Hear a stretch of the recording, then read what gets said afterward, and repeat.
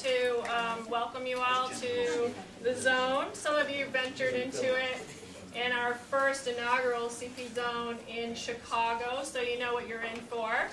And yet you returned. Including the panelists.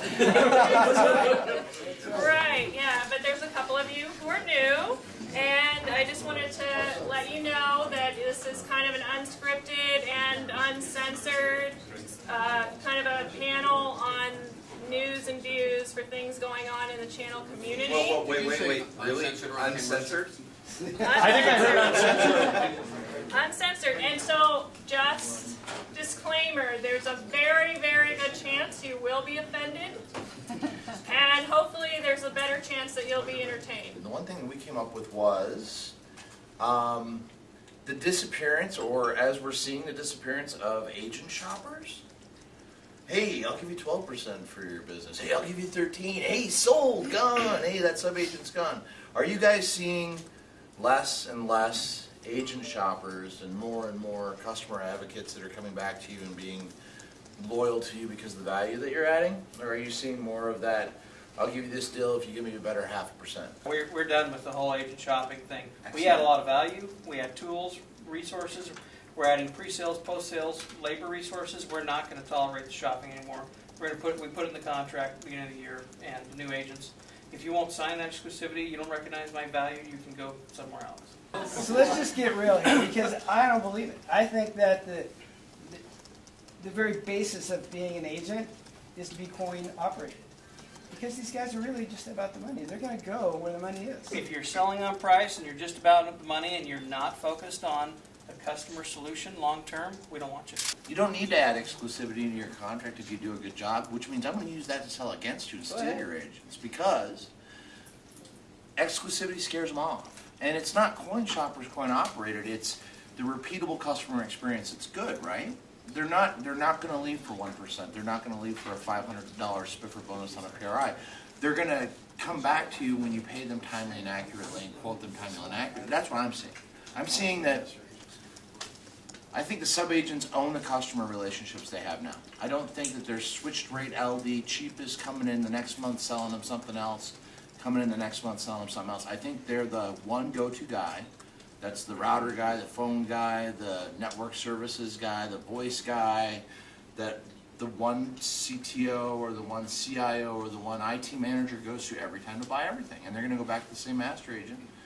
They're going to shop 2 or 3 master agents and use us for our best carriers, I think. But I think they're going to be loyal to that carrier for that master agent. I think that transactional sales, they are looking at the who's going to pay me the most. Solutions, they want a master, a partner that's going to help them carry the load and it's going to be able to support them, and they'll give up a point, they'll give up 2 points. Transactional, yep, they're shopping us. Solution, not shopping us at all. If you're an agent, you have any vision at all, it truly is about the relationship with your customer, with your master. And I think the truly transactional agents out there, yes, they're going to shop it to death because, oh, I can get 2 more points on this person. But they're also going to be selling insurance in 2 years. People that are long-term in this business understand that it is relationships. I survived the meltdown of 2000, okay? The meltdown of 2008. And now, hopefully, the economy is starting to gain some traction. You know, who really knows, okay? But I don't have the time or the energy to worry about a few pennies here and there. I have to worry about my customers staying in business and wanting to continue to do the relationship with me. So that means I have to do the right thing by them. If my master's doing the right thing by them, why would I look anywhere else? These people that are going to shop for 1% or 2% anywhere, we all have been in this. I've been in this business 22 years. I know many of you have been in this business a long time too. There's no way these people are going to be around in 2 years. If they're not generating $100,000 a year in commissions, they're gone, okay? And that 1% isn't getting them to 100 grand. It's just not going to happen. So, I understand the entire concept of the accretion of value over a period of time, and this is something that your IT counterparts are learning. But the thing that they have built that I don't believe the agents truly understand is the concept of a practice. Is that you're saying They want to be associated with the solution. And the one thing that the VARs understand very well is that they know that if they align themselves strategically with these different suppliers, they will eventually build a business that they can replicate over and over and continue to accrete value, and with less effort. Therefore, you negate this entire concept of shopping. I love the idea. I hate to meet the person who's doing it. No, but there's this attitude amongst the agents that I'm going to get in the middle between the customer and the provider. No. There's so many agents out there that get in the middle of that, thinking the provider's too stupid to fix it, and the customer doesn't know what they're doing, and they want to get in the middle. And they're not supporting the provider to walk through their own processes. I know agents who have their own customer care number on their signature file. You call me first as an agent. That's ridiculous. But you know, here's where That's it not, gets to be really... that's not ridiculous. That's what we do. But it gets to be Well, kind of value. sticky because sometimes guys want to come directly to me and I want to take that call because I want to be customer friendly like that. But the challenge is the master gets all over us and says, no, you cannot do that. You have to come through. Do you have a volume commitment? But wait a minute, I'm just trying to say that Just saying I that want to talk to you if you had a volume and not commitment. have the broker, really, the master agent, get all pissed off at me because I'm going directly and having a conversation I can because of share- fear of I can circumvention. share with For too long, we have all rested back and said, we're going to save you money. We can't save our customers money anymore. We have to make them money to be valuable to them. What planet are you on? Excuse me? What planet are you on? The right one. No, I got news for you. There's not a business that I can't walk into and optimize and lower their bill. I don't disagree. What I'm saying to you, though, And is if I don't use that as a lead-in,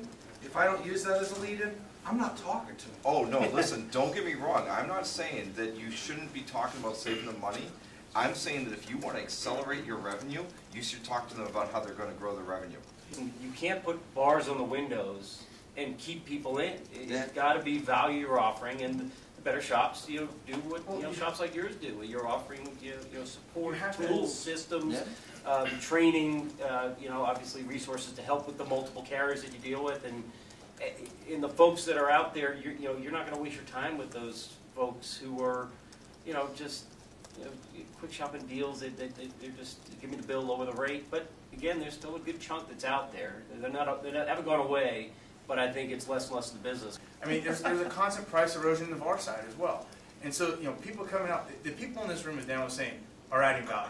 The biggest thing that drives me nuts in our industry is the people that come in and say, well, look, here's which watch do you want, and which list do you want, or do you want this side? I mean, it is frustrating, but, for us, we don't lose to those people because we are providing the value. We are providing the knowledge set, and we're not talking about just, well, what's your rate are you paying on your PRI? What are you paying on your internet access? It's what are you doing as a business? Right. What's the backbone doing for you? Exactly. What are If my entry point is I can save you some dough, Or right? optimize what you have. Optimize what you have, that is an incredible entry point. I'm a CEO of a company, right? I will take that phone call. Yes. Right? Now, what will keep me on the phone is when you start talking to me about how I can make more money. Correct. How I can optimize my systems to enable my sales force to make more calls. How I can optimize my financial systems to do X, Y, and Z.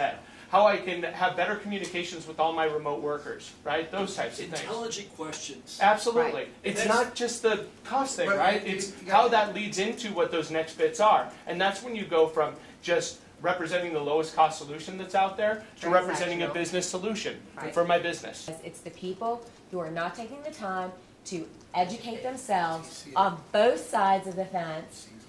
They're going to be the ones who are going to be the transactional. All they're going to be able to fall on is the transactional sell, and they're going to be out. And whatever it is that you're selling, that always will bring success. And the agents out there, they do not know how. If they did know how, they would do it. So it isn't about the money or the points or how they're navigating. They want to know how to do it, and they don't. In the back here, I'm looking at somebody with an iPad, and that person, this person right here is the one that's driving decision-making now. No, they're not. They are Hell, all absolutely... day in hell. You're wrong. You're dead wrong. I'll Really? tell you that straight up because I have customers that have 1,000 locations and I have customers that have 2 employees. Okay, you're wrong. She does not determine where the spend is spent. The CEO and the president of the company determine where the hell they spend the money. That's right. So here, tell you what, there are millions of those devices hitting the enterprise. The president and CEO is now being forced to spend on MDM. She made that decision. The president and CEO didn't, because if they don't make that decision, they go out of business. You're now. saying her actions forced them to That's make right. that Correct. decision. That's actually the Consumerization first is device that right. went from consumer to business. Business. Yes. Everything Yes. else Yes. has gone from business to consumer. Thanks, everybody. Thank you.